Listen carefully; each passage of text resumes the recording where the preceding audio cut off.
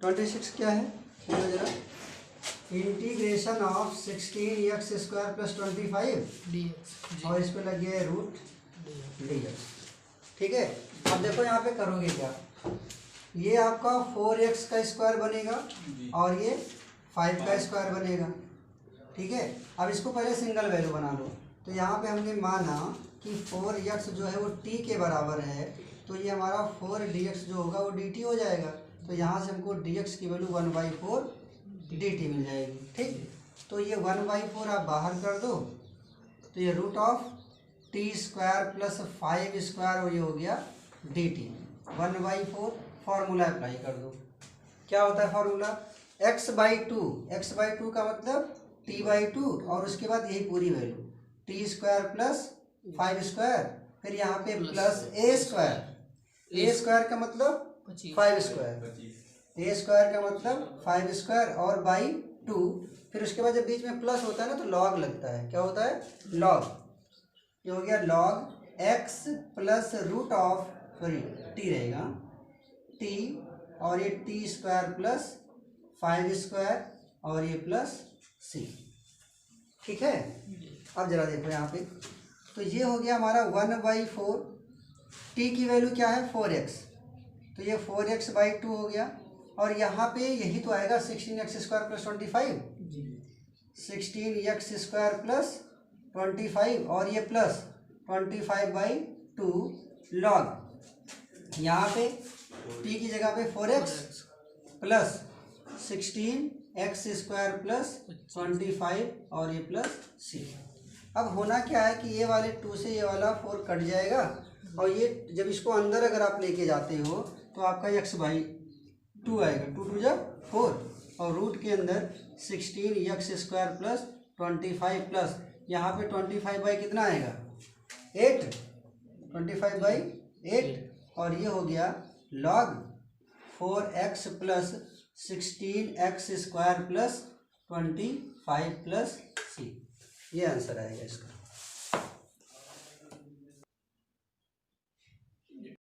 चलो यहाँ पे देखो, हम लोग अब क्या सीखेंगे, इंटीग्रेशन बाय पार्शियल फ्रैक्शन यानी कि आंशिक भिन्न द्वारा समाकलन को करना है।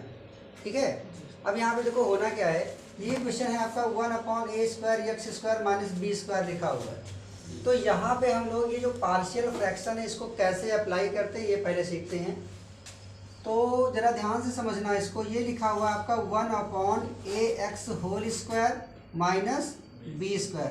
आपको क्वेश्चन देखने पे ही पता चल जाएगा कि किस टाइप का क्वेश्चन है वो। ठीक है, तो आप अगर इसको थोड़ा सा ऑब्जर्व करो तो देखो यहाँ पे a² माइनस b² का फॉर्मूला नहीं बन गया, और a² माइनस b² के फॉर्मूले में क्या होता है, a minus B a plus B होता है। यानी कि हम इसको राइट कर सकते हैं 1/ax minus B and ax plus B. बताओ, इतना राइट कर सकते हो ना कि नहीं कर सकते हो? अगर ये आपका a² माइनस b² बन रहा है तो इसको आप एक बार माइनस में और एक बार प्लस में राइट कर सकते हो। अब देखो जो पार्शियल फ्रैक्शन होता है वो होता है क्या, उसको समझ लो। अब हम लोग इसको यहाँ पे क्वेश्चन नंबर 1 सपोज करके छोड़ दे रहे हैं। हाँ, इसको क्या सपोज कर लिया मैंने, क्वेश्चन नंबर 1 सपोज करके इसको मैंने छोड़ दिया। सबसे पहली जो प्रायोरिटी है वो हमारी ये है, पहले हम इसको देखेंगे कि ये हमारा अलग अलग पार्ट कैसे आएगा, क्योंकि रूल ये होता है कि आपका जो हर है यानी कि जो डिनोमिनेटर है वो ज़्यादा नहीं होना चाहिए, हैं, ज़्यादा नहीं होना चाहिए, और ना ही किसी चीज़ का प्रोडक्ट होना चाहिए। अगर ये सिंगल सिंगल होता 1/this होता प्लस 1/this होता तो लॉग ना हो जाता, हो जाता। यानी कि हमें इसको ब्रेक करना है और इसी को ब्रेक करने के लिए हम यहाँ पे पार्शियल फ्रैक्शन अप्लाई करते हैं। अब देखो जरा, हमने लिखा यहाँ पे 1/ax माइनस बी और ये ax प्लस बी। ठीक है, रूल में काफ़ी पहले लिखा दिया हूँ कि जब ये वैल्यू आपकी, ठीक है, सिंगल सिंगल हो, मतलब स्क्वायर वगैरह पावर वगैरह कुछ ना लगी हो, तो इसके लिए हम लोग क्या राइट करते हैं, a/ax minus B plus b/ax plus B. बताओ बात समझ में आई? ये मल्टीपल में 2 टर्म है, तो ऐसे केसेस में जिसमें स्क्वायर वगैरह नहीं लगे होते उनमें क्या करते हैं, एक बार a/this लिखते हैं प्लस b/this लिखते हैं। बताओ इतनी बात क्लियर है? अब यही a और b की वैल्यू अगर हम लोग फाइंड आउट कर लें, ये इसी के इक्वल है भैया ये चीज़। ठीक, बस ए और बी की वैल्यू ही फाइंड आउट करना है। अब ए और बी की वैल्यू निकलती कैसे वो पहले हम लोग समझेंगे। देखो जरा ध्यान से, ए और बी की वैल्यू आप निकालोगे कैसे उसको जरा ध्यान से समझना। ये आपने क्या लिखा 1/ax minus B ax plus B, इसको तो ऐसे ही लिखा रहने दो, क्रॉस मल्टीप्लाई होगा यहाँ पे जी। तो ये हो गया आपका ax प्लस बी के साथ, ax प्लस बी के साथ a आया जी। और यहाँ पे b के साथ क्या आएगा ax माइनस बी आएगा, और नीचे आपकी यही तो वैल्यू आएगी x माइनस बी और ax प्लस बी। तो ये दोनों कट नहीं जाएगा, नीचे नीचे बराबर है। तो अभी तो मैं आपको सिखा रहा हूँ इसलिए मैंने इतना लिखा, नहीं तो जानते हो क्या किया जाएगा, क्या किया जाएगा, क्या बच रहा है ध्यान से देखो। ये 1 इज इक्वल टू ए के साथ ax प्लस बी और b के साथ ax माइनस बी, यही तो आया। बताओ आया कि नहीं आया? ठीक है, आ रहा है। चलो यहाँ पे देखो, तो इतनी बात समझ में आई। तो यहाँ पे आपने क्या किया कि इसका क्रॉस मल्टीप्लाई किया तो नीचे की वैल्यू कट गई। ऐसे सभी क्वेश्चंस में होगा। तो हम लोग अब नेक्स्ट वाले क्वेश्चंस में ये सब नहीं करेंगे, सीधा सीधा आपको ये वाली ऊपर की वैल्यू लिखनी रहेगी, ठीक। और एक बार ये नीचे वाला इसके साथ, ये नीचे वाला इसके साथ, नीचे का कोई काम हम लोग नहीं करेंगे क्योंकि हमको ये पता चल गया है कि सिर्फ ऊपर की वैल्यू आती है, ठीक, और क्रॉस के साथ जो वैल्यू बनती है बस वही आती है। बताओ जी। तो अब नेक्स्ट वाले क्वेश्चन में हम लोग ये वाला टर्म नहीं राइट करेंगे, सीधा ये वाला टर्म राइट करेंगे। बताओ इतनी बात समझ में आई? अब आगे देखो करना क्या है आपको, यहाँ से a और b की वैल्यू निकालनी है। देखो कैसे निकालोगे, ये 1 इज इक्वल टू, देखो इसके साथ क्या आएगा a x, और कहाँ मिलेगा मुझे, x यहाँ मिलेगा, प्लस b x, और फिर क्या बचेगा a b और यहाँ पे माइनस b, इतने तो बनेगा भैया। हमने क्या किया, इस a का मल्टीप्लाई करा दिया, इसमें भी इसका भी करा दिया, फिर हमने यक्स वाले को एक जगह लिखा हुआ है और कांस्टेंट वैल्यू एक जगह लिखी हुई है। ये आपका 1 इज इक्वल टू चल रहा है। अब जरा देखो ध्यान से, यक्स कॉमन हो जाएगा, तो यक्स जब कॉमन करेंगे तो a प्लस b और यहाँ पे ab माइनस b। क्या इधर वाले टर्म में आपका जो बायां पक्ष है, क्या इसमें कहीं पे आपको x दिख रहा है? नहीं दिख रहा है। तो मतलब ये x का जो कोफिशिएंट यहाँ पे दिखा, जो x का गुणांक दिखा, वो किसके बराबर होगा? 0 के बराबर होगा। क्यों? क्योंकि इधर तो x का कोई टर्म ही नहीं है ना, तुलना किया जा रहा है, समझे कि नहीं? तो जब इधर x का कोई टर्म ही नहीं है तो इधर x का जो टर्म है उसकी वैल्यू कितनी आएगी? 0 आएगी। तो कहने का मतलब है कि a प्लस b a की वैल्यू आएगी 0। क्या ये बात समझ में आई? इधर अगर x का कोई टर्म होता, सपोज करो जैसे x 3x प्लस 1 ऐसे होता अगर, और इधर होता है x a प्लस b ऐसे होता अगर, देखो x का कोफिशिएंट इतना, यहाँ x का कोफिशिएंट इतना, तो इतना बराबर 3 के लिखा जाता। लेकिन जब इधर x का कोई टर्म ही नहीं है तो इसका जो कोफिशिएंट आएगा x का किसके बराबर आएगा भैया? 0 के बराबर आएगा। बताओ ये बात क्लियर हुई है? अब दूसरी चीज, ये जो लिखा है ये आपका कांस्टेंट टर्म है, अचर पद। तो भैया अगर ये अचर पद है तो ये भी तो अचर पद है, तो ये जो है 1 के बराबर नहीं हो जाएगा? हो जाएगा। तो यहाँ पे आपको क्या मिल गया? ab माइनस b बराबर 1 आ गया। तो क्या इन दोनों को हम लोग सॉल्व कर सकते हैं? बताओ। यहाँ पे हमें कैपिटल ए और कैपिटल बी की वैल्यू निकालनी, इसको कैसे सॉल्व करोगे बताओ? कोई एक कटना है, यहाँ पे अगर b हो जाए और यहाँ पे अगर a हो जाए तो ये दोनों कट नहीं जाएगा। तो कैसे होगा? आपने इसको पढ़ा है, सब्स्टिट्यूशन, एलिमिनेशन और क्रॉस मल्टीप्लिकेशन मेथड, प्रतिस्थापन, विलोपन, ठीक है। तो हम क्या करेंगे? विलोपन करेंगे। यहाँ पे b की वैल्यू इसमें मल्टीप्लाई कर दें और a की वैल्यू का इसमें मल्टीप्लाई कर दें तो ये दोनों कट जाएगा। तो अगर b का मल्टीप्लाई हम लोग इसमें करेंगे तो देखो कितना बनेगा, ठीक है। b की वैल्यू अगर इसमें करूँगा तो यहाँ पे देखो क्या बनेगा, a b और प्लस b और बराबर 0 ही रहेगा। और एक इसमें कर रहा हूँ तो a b और यहाँ माइनस a b और बराबर a का कर रहे हैं तो a का 90 आएगा। बताओ क्या बात समझ में आई? अब ये दोनों बराबर हो गया, देखो a b कट नहीं गया। यहाँ पे क्या बचा? a b पूरा सब एक जैसा है, तो ये हो गया 2ab और बराबर a। तो यहाँ से ए भी तो कट जाएगा। अगर ए से ए कट गया तो क्या बचा, कैपिटल ए की वैल्यू कितनी बचेगी, 1/2b, 1/2b। बताओ भैया इतना सबको समझ में आया। तो अगर ए की वैल्यू 1/2b आ चुकी है तो इस दोनों की किसी भी इक्वेशन में अगर हम ए की वैल्यू रख देंगे तो मुझे बी की वैल्यू मिल जाएगी। ठीक है, तो समीकरण 1 मान लो, इसको ये 1 माने होना, इसको 2 मान लो और इसको 3 मान लो। तो यहाँ पे हम लोग लिखेंगे फ्रॉम सेकेंड, समीकरण 2 से। तो 2 देखो कितना लिखा, ए की जगह क्या लिखूंगा मैं, 1/2b, और ए का मल्टीप्लाई जब 1 में होगा तो यहाँ ए बन जाएगा। तो a/2b हो गया और प्लस ba और बराबर 0। बताओ समझ आ रहा है। फिर ये कितना हो गया, ये ba बराबर -a/2b होगा। तो a से यहाँ पे कट जाएगा तो b की वैल्यू -1/2b नहीं हो गई। इतनी बात अगर आपको समझ में आ गई है तो क्वेश्चन हो गया है खत्म, थोड़ा सा और बाकी। ए और बी की वैल्यू निकालना समझ में आया। तो इतना राइट कर लो, तो हम यहाँ पे वैल्यू पुट करते हैं। अब देखो भैया यहाँ पे अभी आपने इसको पार्शियल फ्रैक्शन से ए और बी की वैल्यू फाइंड आउट करी। ए की वैल्यू आपको 1/2b मिल चुकी है और बी की वैल्यू -1/2b मिल चुकी है। अब हम लोग देखो करेंगे क्या, ये जो आपका फंक्शन है 1/ax - b और ax + b, ये किसके इक्वल है, a/this + b/this के। मतलब ये जो वैल्यू लिखी है किसके इक्वल है, जरा देखो ध्यान से। ये आपका हो गया a/this, तो a का मतलब 1/2b, 1/2b, ठीक है। और 1/ कितना, ax - b। बात को समझ रहे हो कि नहीं समझ रहे हो, ये ऊपर चला जाएगा ना सर।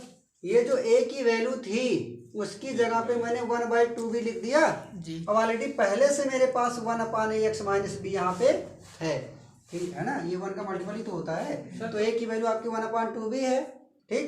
और ये हो गया आपका सर ये ऊपर 1/ax - b। नहीं, ऊपर कैसे जाएगा, क्यों ऊपर जाएगा, 1/2b। अरे a की वैल्यू रख रहा हूँ मैं, तो a की वैल्यू जैसे मैंने रखा तो 1, a की वैल्यू 1 और बाई में 2 भी नहीं है।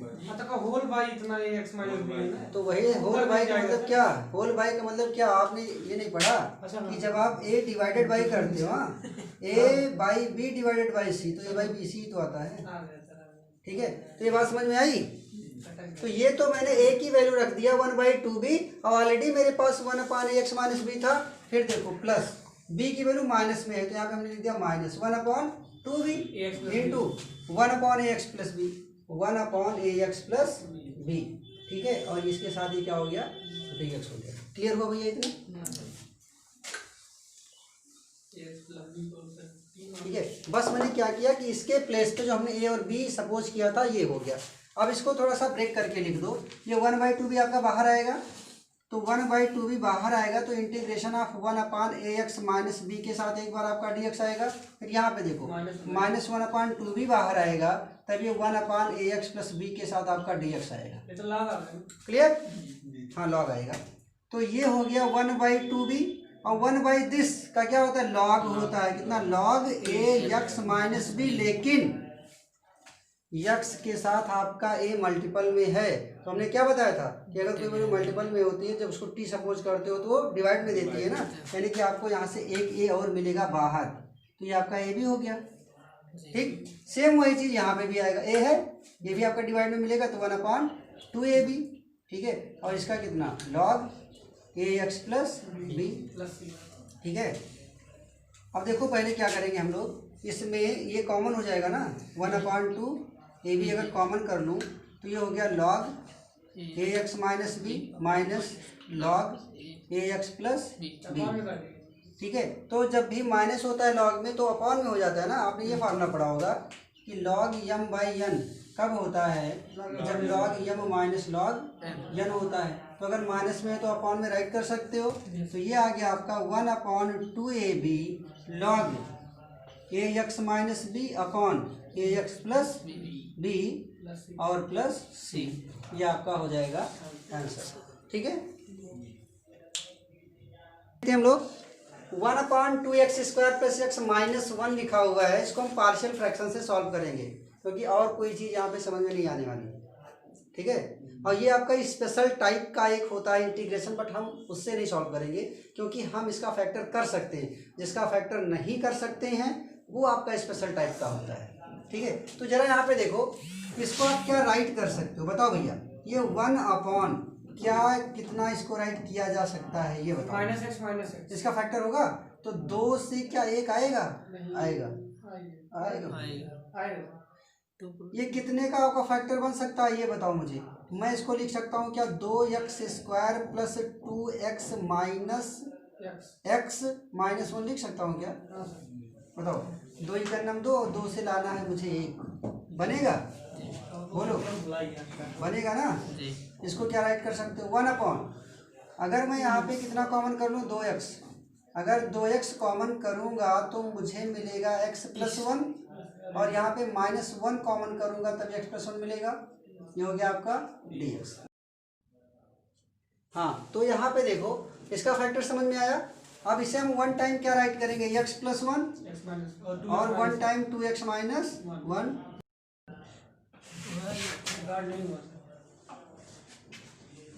ठीक है। तो यहाँ से आपने क्या देखा, ये x प्लस 1 हो गया और ये 2x माइनस 1 हो गया।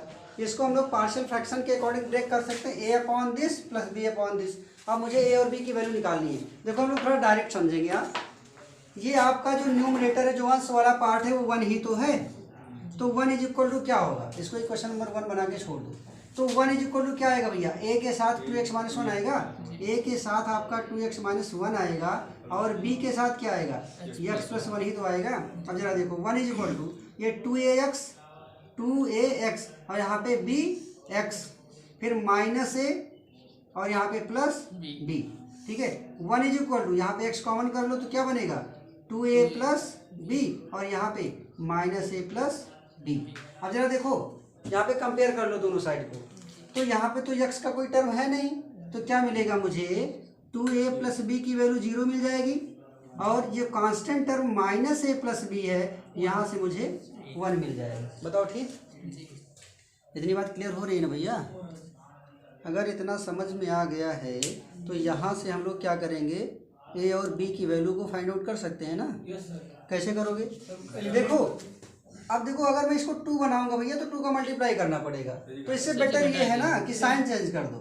ठीक है, इसको प्लस कर दो, इसको माइनस कर दो, इसको माइनस कर दो, अब दोनों कट गया और 2a और a के मिला के ये 3a और इज इक्वल टू -1, तो a की वैल्यू -1/3 मिल गई।